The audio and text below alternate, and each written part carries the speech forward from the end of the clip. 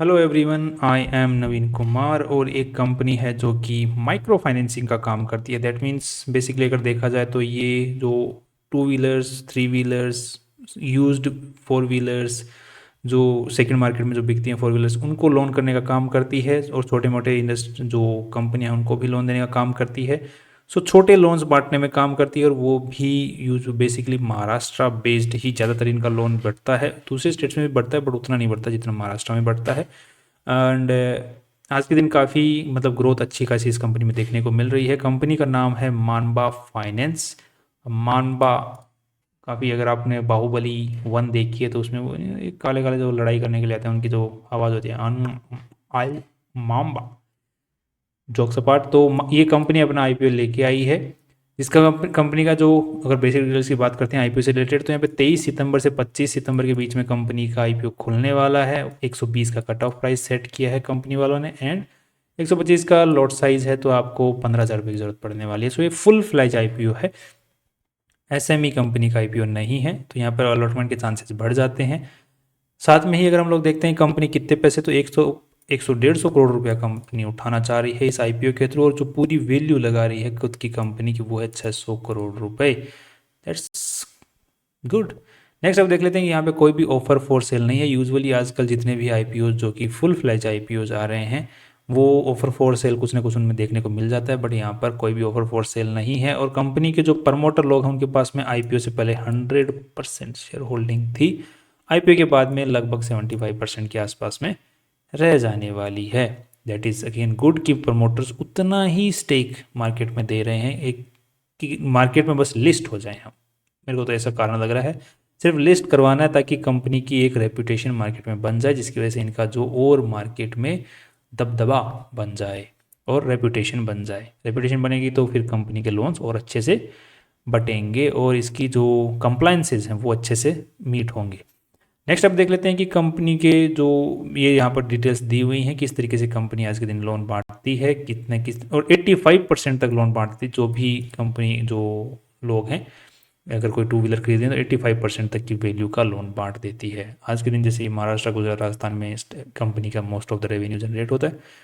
अगर हम लोग थोड़ा सा इन डेप्थ रिसर्च करने की कोशिश करते हैं कंपनी के बारे में, तो यहाँ पर अपने को देखने को मिल रहा है कि मेन जो कर्ता धर्ता हैं जिनके पास में शेयर सबसे ज़्यादा इस कंपनी, वो है मनीष किरित कुमार शाह। एंड नेक्स्ट देख लेते हैं कि कंपनी का जो आज के दिन AUM है, कितना मार्केट में पैसा संभाल रही है, तो वो है 936 करोड़ रुपीज़ का AUM है इनका आज के दिन।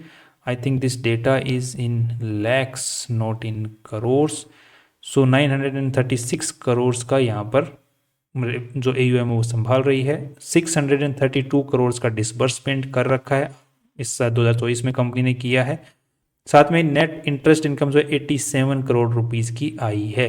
कंपनी का इंटरेस्ट से पैसा कमाया है वो है 87 करोड़ रुपीज़। तो यहाँ पर अगर हम लोग चेक कर लेते हैं इसको एक बार, तो revenue is 191 crore, asset is 973 crore. So data सही है, राइट। बेसिकली क्योंकि यहाँ पर लिखा हुआ नहीं है कि ये डेटा करोड्स में है कि लैक्स में, so I guess it's in lakhs, तो डेटा कम लैक्स में है। बेसिकली जो फुल फ्लेज आईपीओ लेके आती हैं कंपनियां, वो अपना डेटा जो होती है वो मिलियंस में देते हैं, बट यहाँ पर इस कंपनी ने लैख में दिया है, आगे दिखाई दे जाएगा। नेक्स्ट अगर देखते हैं कंपनी के ऊपर में कोई कंटिजेंट लाइबिलिटी कंपनी के ऊपर नहीं, सॉरी केस वगैरह लिटिगेशन वगैरह नहीं है, कंपनी ने कर रखे हैं 4 जो हैं क्रिमिनल केसेस कर रखे हैं, क्योंकि इस टाइप की जो कंपनियां लोन बांटती हैं वो उनको भांति भांति के कस्टमर्स मिलते हैं। नेक्स्ट अब देखिए कंपनी का जो आज के दिन ग्रोस एनपीए है वो काफ़ी कंसर्निंग है, क्योंकि 3.95 का ग्रोस एनपीए काफ़ी ज़्यादा है। अगर हम यूजुअली बेसिकली इस टाइप की कंपनीज के अंदर में दूसरी देखते हैं जिनके अंदर में एनपीए कितना है, तो ग्रोस एनपीए जो देखने को मिलता है वो काफ़ी कम देखने को मिलता है। जैसे कि यहाँ पर हम लोग देख पाएँ कहीं पर, जैसे यहाँ पे देख पा रहे हैं ग्रोस एनपीए 2.68 है और पिछले साल के मुकाबले कम है, राइट। और नेट एनपीए तो 0.22 है, यहाँ पर 0.33 जो कि पिछले साल के मुकाबले कम है। बट ये जो आईपीओ लेके आ रही है इस कंपनी का जो ग्रोस एनपीए है वो पिछले साल के मुकाबले उल्टा ज़्यादा है। ग्रोस एनपीए पिछले साल 3.74 था, इस साल जो है 3.95 है और नेट एनपीए भी बढ़ गया है। That is very much higher than the competitor, और यूजुअली जो इस सेक्टर में जो काम करें नेट एनपी तो बहुत ही ज़्यादा है कॉम्पिटिटर के मुकाबले। साथ में जो माम्बा फाइनेंस जो लोगो है वो कंपनी द्वारा रजिस्टर्ड है, दैट्स ओके। कंपनी के जो भी प्रॉपर्टीज आज के दिन हैं, रजिस्टर्ड ऑफिस वगैरह जहाँ पर भी एम्प्लॉयज़ वगैरह बैठते हैं, वहाँ पर वो इमूवेबल प्रॉपर्टी सारी लीज एंड लाइसेंस के ऊपर में है। जब चाहे तब मालिक जो है प्रॉपर्टी का निकाल के फेंक सकता है कंपनी के इनको। नेक्स्ट कंपनी के जो ये काफ़ी कॉम्पिटिटर्स हैं कंपनी के, जिनको कौन से सेगमेंट के अंदर में वो लोन बांटने का काम करते हैं, तो ये रहा माम्बा फाइनेंस। ये जो है 2 wheeler 3 wheeler car, used cars, MSME personal loan तक बांटता है, बाकी कमर्शियल व्हीकल्स को ये नहीं बांटता। इसी तरीके से हीरो मोटोकॉप का यहाँ पर दिया है किस किस सेक्टर को है बांटते हैं, तो सभी के साथ में। तो माम्बा जो है यूज बेसिकली स्मॉलर सेक्टर के अंदर में जो है ज़्यादा टारगेटेड लोन बांटता है। एनबीएफसी है, आरबीआई रजिस्टर्ड एनबीएफसी ये कंपनी है। साथ में अगर देखते हैं कम कितने सारे एम्प्लॉयज़ हैं, तो 1344 एम्प्लॉयज़ कंपनी के पास में आज के दिन टोटल हैं, जिसमें अगर हम लोग चेक करते हैं तो सेल्स एंड मार्केटिंग में अंदर 643 एम्प्लॉयज़ हैं। उसी के साथ में कलेक्शन के अंदर में 446। सो बेसिकली लोन बांटने वाले ही ज़्यादा हैं, बाद में कलेक्शन लेने के लिए भी अच्छे खासे एम्प्लॉयज़ हैं कि भाई पैसा भी वापस दो यार। तो कंपनी का काफ़ी ज़्यादा लोन जो है, क्योंकि ऐसे कस्टमर्स को कंपनी बेसिकली टारगेट कर रही है जिनका सिविल स्कोर अच्छा नहीं है, स्मॉलर लेवल पर काम कर रहे हैं, तभी तो इतना बड़ा कलेक्शन जो एम्प्लॉयज़ का रखना पड़ रहा है, कलेक्शन करने के लिए एम्प्लॉयज़ रखने पड़ रहे हैं कंपनी को। क्योंकि अगर ऐसा नहीं होता, अच्छे लोन्स बांटती, अच्छे लोगों को लोन बांटती, तो वहाँ पर क्या मुनाफा कम है। एक्चुअली क्या होता है कि जैसे 100 लोगों को लोन बांटे जिनका सिविल स्कोर अच्छा नहीं है, तो उनको 15%, 17-20% तक के हिसाब से भी लोन बांटा जा सकता है, तो वहाँ पे प्रॉफिट ज़्यादा है। दूसरा सिक्योर्ड लोन है कि अगर 2 व्हीलर 3 व्हीलर 4 व्हीलर जिसके हिसाब से भी लोन लिया है, तो अगर नहीं चुकाएंगे तो वो उठा लेंगे उसको, गाड़ी को तो सिक्योर कहीं और बेच देंगे तो रिकवर हो जाएगा पैसा। तो काइंड ऑफ कंपनी रिस्क लेने के लिए तैयार है, इसलिए कलेक्शन वाले जो एम्प्लॉयज़ हैं अच्छे खासे कंपनी ने रखे हुए हैं, तो दिमाग से काम कर रही है कंपनी। जो इसकी रेटिंग एजेंसीज ने रेटिंग दी है इस कंपनी को, बिकॉज ये कंपनी एनसीडी से भी पैसा उठाती है। एनसीडी क्या होती है? एनसीडी होती है जनता से लोन पे पैसा उठाना। एक तो होता है जनता शेयर बाजार में पैसा लगाती है, दूसरा जनता जो होती है कंपनी को पैसा लोन पर दे देती है, तो वहाँ पर फिक्स इंटरेस्ट जो है हर साल कंपनी जो जनता होती है उसके जेब में आता रहता है, कि बैंक खातों में आता रहता है। और जब भी एनसीडी का टाइम पीरियड खत्म हो जाता है, कि जैसे 5 साल के लिए जारी किया था, 5 साल के लिए जनता ने लोन पे पैसा दिया था, तो 5 साल बाद में आपको पूरा प्रिंसिपल और लोन पूरा मतलब इंटरेस्ट के साथ में मिल जाता है। ये होता है एनसीडी। इसका फुल फॉर्म होता है नॉन कन्वर्टिबल डिबेंचर्स। तो इसके बारे में डिबेंचर वाला एक वीडियो है, हमने ऑलरेडी बनाया हुआ, उसके बारे में हमने डिबेंचर के बारे में फुल डिस्क्राइब किया हुआ है, अच्छे से बनाया हुआ है, तो उसको आप चेकआउट कर सकते हैं। जस्ट सिंपली कम बहुत सारे वीडियोस बने हुए हैं, तो अगर आपको हमारा वाला देखना है, EFTI वेल्थ देखिए, लिखिए और वहाँ पर सर्च मार दीजिए एनसीडी, तो आपको वीडियो मिल जाएगा। रेटिंग जो है जो कंपनियों ने दी है, रेटिंग एजेंसीज ने, वो कुछ ज़्यादा अच्छी नहीं दी है। BBB+ रेटिंग है, स्टेबल रेटिंग है, बट ठीक है, आउटलुक स्टेबल है। दैट मीन्स कि फ्यूचर जो आउटलुक है कंपनी के बारे में वो स्टेबल दिया है। यूजुअली अगर आउटलुक नेगेटिव हो जाता है तो फिर काफ़ी गड़बड़ देखने को मिलती है, क्योंकि आउटलुक अगर स्टेबल है या फिर अच्छा है, पॉजिटिव है, तो भी रेटिंग सुधरने की आशंका है। स्टेबल है इसका मतलब रेटिंग यहीं पर थोड़े वक्त के लिए ठहर सकती है, जब तक कि आगे की अगेन रेटिंग नहीं देती हैं कंपनियाँ।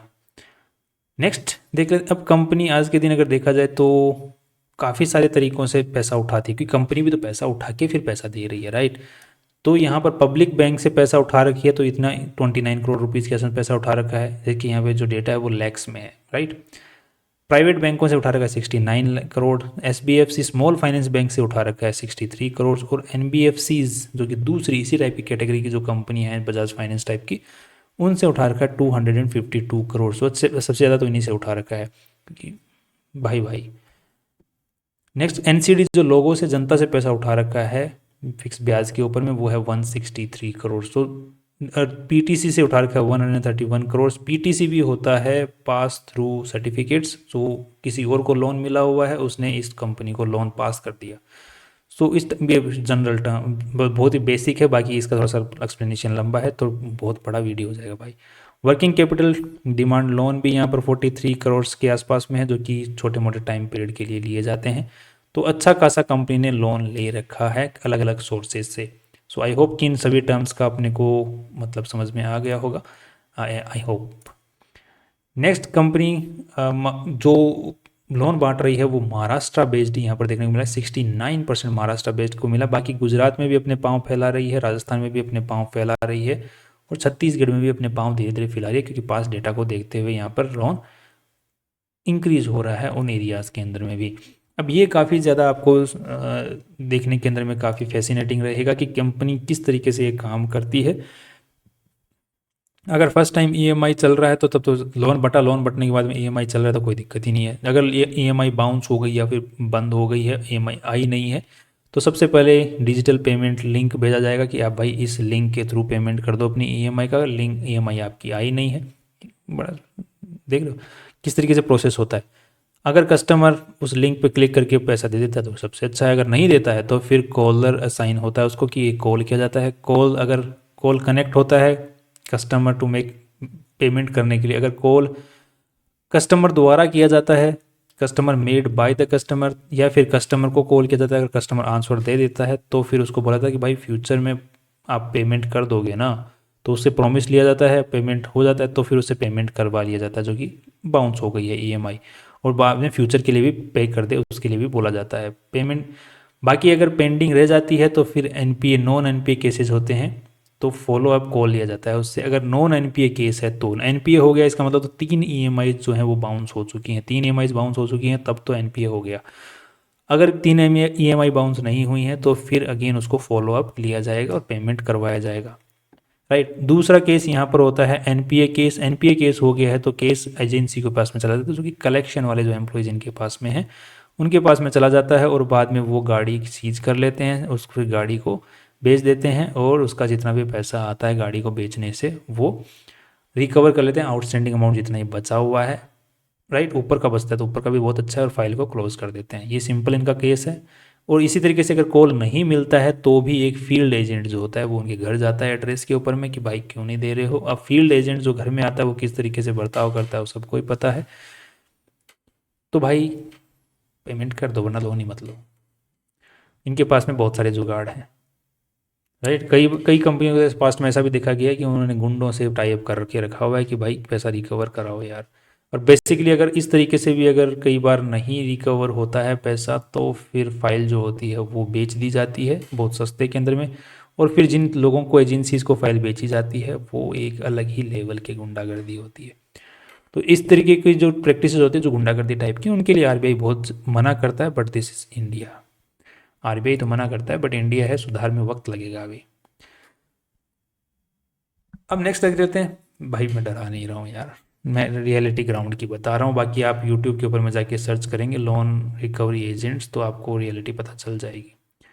नेक्स्ट अब देख लेते हैं कंपनी का जो बैलेंस शीट है उसके अंदर में चेक कर लेते हैं किस तरीके से कितना पैसा लगा हुआ है। तो यहाँ पे 973 करोड़ रुपीज़ आज के दिन कंपनी में लगे हुए हैं, जिसमें से जो इन्वेस्टर्स का जो पैसा है कि हम इन्वेस्टर्स होने वाले हैं किस कंपनी में, तो हमारा जो पैसा है वो 200 करोड़ रुपए के आसपास में आज के दिन लगा हुआ है, और 150 करोड़ रुपए और उठाए तो 350 करोड़ रुपए हो जाने वाला है इन्वेस्टर्स का पैसा after the IPO. Before the IPO 200 crore रुपए लगा हुआ है। अब ये कहाँ कहाँ लगा हुआ है अगर उसकी बात करते हैं तो मेनली तो जो है पैसा लोन पर बटा हुआ है भाई, सीधी सी बात है। 973 करोड़ में से मोस्ट ऑफ द जो पैसा है वो 783 करोड़ रुपीज़ तो लोन पे बटा हुआ है। उसके अलावा 87 करोड़ रुपीज़ कैश में पड़ा हुआ है, कैश इक्वलेंट या फिर कैश बराबर में बैंक बैलेंस पड़ा हुआ है। तो 37 और 87 के आसपास में दोनों ऑप्शंस को ऐड करने के बाद में बाकी जो पैसा है जैसे 9 करोड़ हो गया, 9 करोड़ रुपया आ गया right to use assets, assets की फॉर्म में पड़ा हुआ है, जैसे ऑफिसेज वगैरह हो गए लीज एंड लाइसेंस के हिसाब से जो भी लिए हुए हैं। सो बेसिकली मेन पैसा यहाँ पर पड़ा हुआ है, जो कि कहीं पे ना समझने वाली चीज़ तो कुछ है भी नहीं, कोई जैसे कॉम्प्लिकेटेड चीज़ तो यहाँ पर दिख भी नहीं रही है। नेक्स्ट अब देख लेते हैं कंपनी प्रो पैसा किस तरीके से कमा रही। तो पिछले साल 124, इस साल 168, तो अच्छा खासा इंक्रीज यहाँ पे देखने को मिला है, जो भी 2022 के मुकाबले तो लगभग डबल से थोड़ा ही कम रहा है। तो अगले साल तक डबल से भी ज़्यादा होने के चांसेस हैं। सो रेवेन्यू काफ़ी अच्छा है। नेट प्रॉफिट्स की अगर बात करते हैं, profit for the year is 31 crore rupees, that's again huge. पिछले साल था 16 करोड़, तो इस साल डबल हो गए नेट प्रॉफिट्स, जो कि इस यहाँ से यहाँ डबल हुए, फिर यहाँ से यहाँ फिर डबल हो गए। That's huge actually. Net profits बहुत अच्छे से कंपनी बढ़ा रही है, तो ग्रोथ जो है वो बहुत ही भयंकर इस कंपनी में देखने को मिल रही है।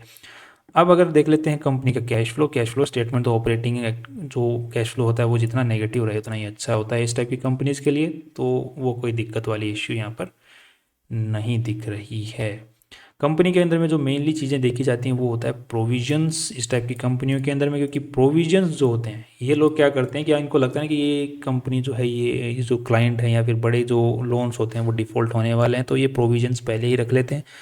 बाद में क्या करते हैं, नेट जो एनपीए आता है वो बहुत कम निकल के आता है, क्योंकि इन्होंने पहले से ही वो अमाउंट है साइड में करके रख दिया।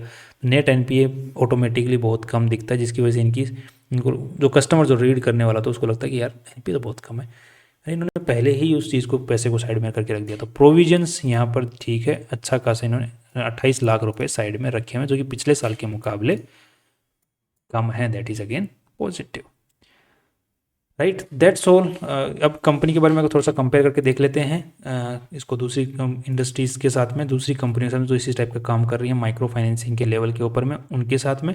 सो यहाँ पर है बेड फिंजर्व, दूसरी कंपनी है अरमान फाइनेंशियल्स, एक है एमएएस फाइनेंशियल्स।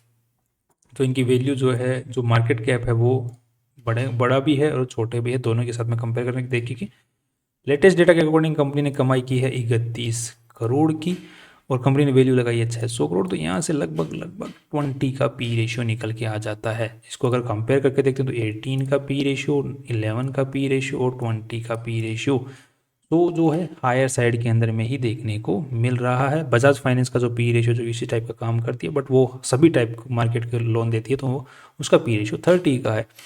तो इसी हिसाब से इस कंपनी का देखा जाए तो पी रेशियो जो जिस हिसाब से ग्रोथ है उस हिसाब से बहुत अच्छा है, क्योंकि इस जैसे एमएएस फाइनेंशियल सर्विसेज का अगर हम लोग देखते हैं तो 20 का पी रेशियो, इसका मतलब पिछले साल के मुकाबले इसकी जो कमाई डबल होनी चाहिए, तो यहाँ पर डबल नहीं है, जबकि हमारी वाली कंपनी की डबल है। अरमान इसका जो है पी रेशियो 11 है, तो इसका जो कमाई है वो किस हिसाब से ग्रोथ देखने को मिल रही है, तो इसकी भी ग्रोथ काफ़ी लुक्रेटिव है, राइट, काफ़ी लुक्रेटिव ग्रोथ है इसकी भी। तो ये कंपनी भी अच्छी मानी जा सकती है अरमान फाइनेंशियल्स। सो जिसके मुकाबले अगर देखा जाए, अरमान के मुकाबले देखा जाए तो पी रेशियो बेकार है, और एमएएस के हिसाब से देखा जाए तो पी रेशियो ठीक है। सो ऑन एन एवरेज देखा जाए तो कंपनी पी रेशियो कॉम्पिटिटर्स के आसपास ही लेके आई है। दूसरा पीबी रेशियो की अगर बात करते हैं तो यहाँ पर 350 करोड़ की वैल्यू हो जाएगी, क्योंकि 150 करोड़ उठा रही है, 200 करोड़ पहले की वैल्यू कंपनी में बची हुई है, तो 350 जिस हिसाब से कंपनी का 1.7 के आसपास का पीबी रेशियो निकल के आता है। जिसको कंपेयर करते हैं तो 1.1, 2.3 और यहाँ पर 2.73। सो बेसिकली देखा जाए तो पीबी रेशियो भी ठीक ठाक लेवल पे कंपनी लेके आई है, थोड़ा सा लोअर साइड में लेके आई है। दैट्स अगेन गुड, इन्वेस्टर्स के लिए अच्छा है। सो ओवरऑल देखा जाए तो कंपनी अच्छी है, ग्रोथ अच्छी आ रही है, कंपनी हाई रिस्क की लोन्स बांटने का काम करती है, बाद में कलेक्शन एजेंट्स के थ्रू, क्योंकि प्रॉफिट वहीं पर मेनली ज़्यादा बनता है, एंड एनपीए थोड़ी ज़्यादा है, वो एक थोड़ा सा रिस्क फैक्टर रह सकता है। एंड नेक्स्ट अगर देखते हैं तो कंपेरेटिवली अगर देखा जाए तो कंपनी की ग्रोथ के हिसाब से कंपनी पी और पीबी रेशियो ठीक ठाक लेवल पर लेके आई है, तो इसके हिसाब से कंपनी को थोड़े बहुत ऊपर की छलांग देखने को मिल सकती है। और इस टाइप के जो मार्केट है जहाँ पे आईपीओ का तो बूम लगा पड़ा है, अगर कंपनियां 500 करोड़ रुपए मांग रही हैं तो 5 लाख करोड़ रुपए जो लोग हैं जनता देने को तैयार बैठी है, तो इस टाइप के मार्केट के अंदर में तो आई थिंक अच्छी वैल्यू, लिस्टिंग गेंस भी अच्छा मिलने की उम्मीद है। सो लॉन्ग टर्म में अच्छा है, शॉर्ट टर्म में भी अच्छा है, और लिस्टिंग गेंस में भी अच्छा देखने को मिल सकता है। That's all. कल फिर मिलते हैं नई इंपॉर्टेंट वीडियो के साथ में, जो कि आपकी कोई भी डिसीजन लें फाइनेंशियल एडवाइजर से पूछ के और रिसर्च करके ही लें। This was just a limited review. Finally see you tomorrow.